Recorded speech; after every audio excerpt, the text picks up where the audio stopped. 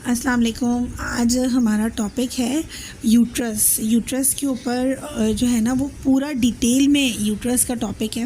वो लेक्चर आपके साथ शेयर कर दिया होगा। इंशाल्लाह इसी कोर्स में आप देखेंगे यूट्रस क्या होता है, इसका स्ट्रक्चर क्या होता है। आज हम देख रहे हैं यूट्रस का जो बेसिकली पोजीशन होती है ना, उस हिसाब से यूट्रस को हम देखते हैं। तो यूट्रस की दो तरह की पोजीशन होती हैं जो बहुत कॉमन होती हैं।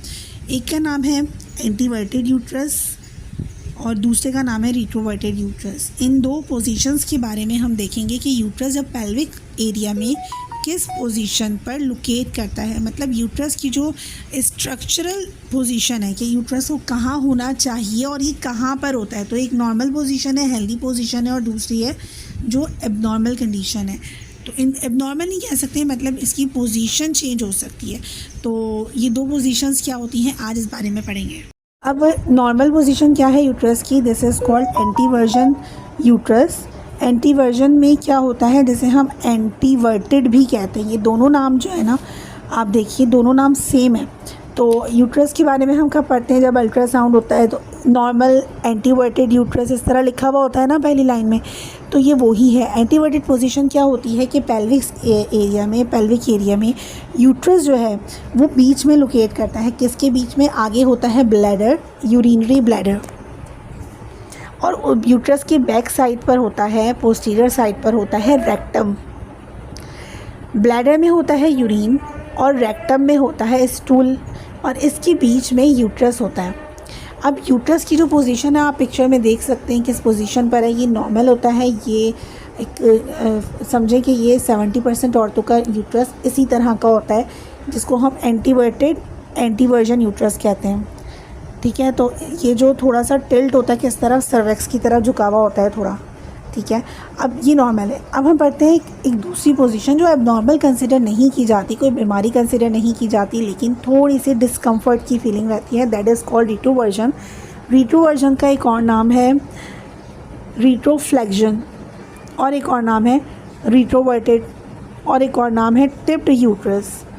ठीक है, और एक और नाम है यूट्राइन रिट्रो डिस्प्लेसमेंट, यानी कि यूट्रस जो है अपनी जगह से डिस्प्लेस हुआ है। तो ये 5 नाम है। ये कहीं पे कोई सा नाम यूज़ होता है, कहीं पे कोई सा यूज़ होता है। तो अगर हमें ये 5 नाम पता होंगे तो हमें कन्फ्यूजन नहीं होगी कि बात किसकी हो रही है। तो ये कुछ मेडिकल के कोड वर्ड्स होते हैं। तो जो टिप्ड यूट्रस होता है ना, ये क्या करता है, ये बैकवर्ड जो है टिप्ड होता है। ठीक है, बैकवर्ड कैसे टिप होता है? Uterus tilde backward towards your spine. आपकी जो रीढ़ की हड्डी है ना, ये इस तरह बैक साइड पे जो है ना वो टिल्ट होता है, और फंडस जो होता है इसका ये रेक्टम की तरफ होता है। ये नहीं होना चाहिए।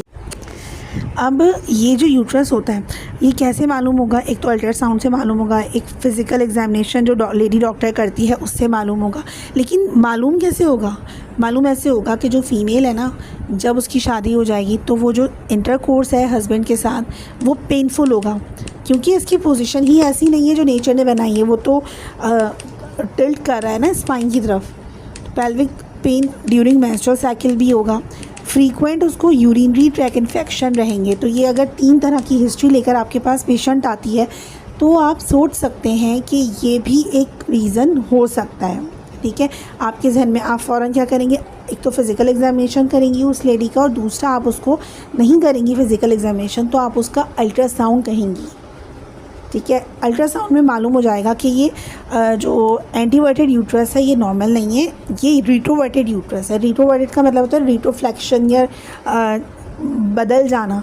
जो पोजीशन सामने की तरफ होनी चाहिए वो पोजीशन बैक साइड पे स्पाइन की तरफ है।